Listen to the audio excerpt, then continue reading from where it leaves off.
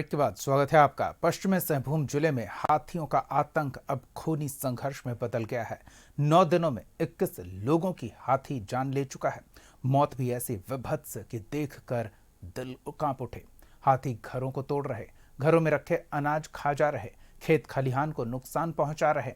लोग डर के साए में जीने को विवश हैं। देखिए क्या स्थिति है।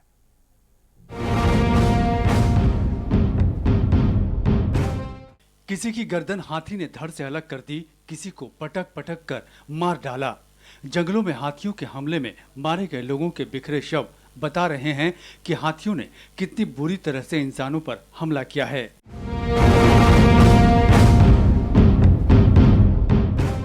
हाथी हिंसक हो रहे हैं, इंसानों पर हाथी हमले कर रहे हैं।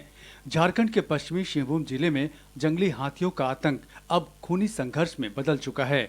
9 दिनों में हाथियों ने 21 लोगों की जानें ले ली। मासूम को दांत में फंसाकर हाथी पटक रहा है, उनकी जान ले रहा है। मझगांव प्रखंड के बेनीसागर पंचायत अंतर्गत तिलोकुटी गांव में शुक्रवार को जंगली हाथी ने जमकर उत्पात मचाया।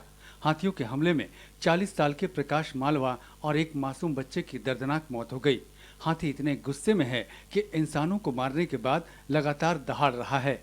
इस खौफनाक मंजर को देख ग्रामीणों के रोंगटे खड़े हो रहे हैं। मंत्री दीपक बिरुवा ने घटते जंगल को बड़ी वजह बताया। अधिकारियों के साथ बैठक की बात कही। घटते जंगलों के कारण से और बहुत सारे कारण से आज हाथी गांव के बीच में आ जा रहे हैं, जिससे मानव और हाथियों का द्वंद्व जैसा स्थिति है। ऐसे अमूमन लोग हाथी को नुकसान नहीं पहुंचाते हैं, लेकिन इतना ज़्यादा हो रहा है। हमने डीसी को अभी तुरंत कहा कि इसको लेकर एक बैठक किया जाना चाहिए। लोगों को भी ये लगना चाहिए कि प्रयास हो रहा है कि भाई हाथी कोई ना जो ज़्यादा नुकसान करा लगता है कि समूह से छूट गया है, मतलब या उनका दिमागी स्थिति ठीक नहीं होने के कारण से इस तरह से हम लोग ले रहे हैं। और हमने कहा है डीसी साहब को कि इमीडिएट बैठक बुलाया जाए, एक अभियान चलाया जाए। झारखंड में घटते जंगल की वजह अगर मंत्री कह रहे हैं तो फिर सरकार उनकी है।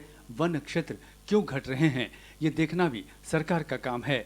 लेकिन इधर वन विभाग की सुस्ती से लोगों का सब्र भी जवाब दे रहा है।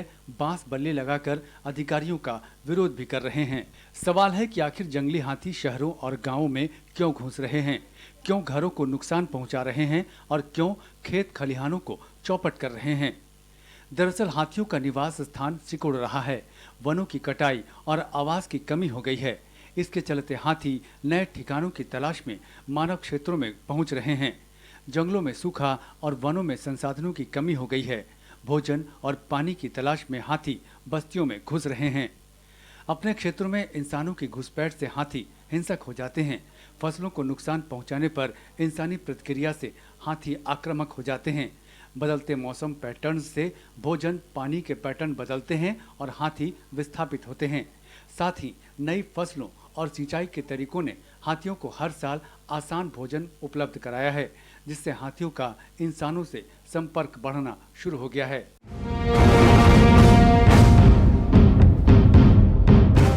और यही वजह है कि हाथी गांव और शहरों तक पहुंच रहे हैं, इंसानों की हत्या कर रहे हैं, उनके घरों को नुकसान पहुंचा रहे हैं। हाथियों से बचाव के लगातार उपाय अपनाए जाते रहे हैं।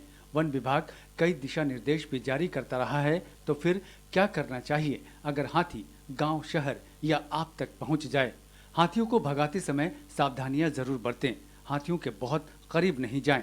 हाथियों को पत्थर नहीं मारें। हाथियों के करीब पटाखा नहीं फोड़ें। हाथी करीब आने पर आस्था में वशीभूत होकर उसके पैर न छुएं। और गांव या शहर में हाथी आने पर जल्दी से वन विभाग को सूचित जरूर करें।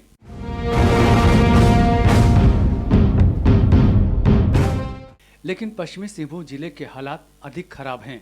हाथी लगातार उत्पात मचा रहे हैं और लोगों की जानें ले रहे हैं।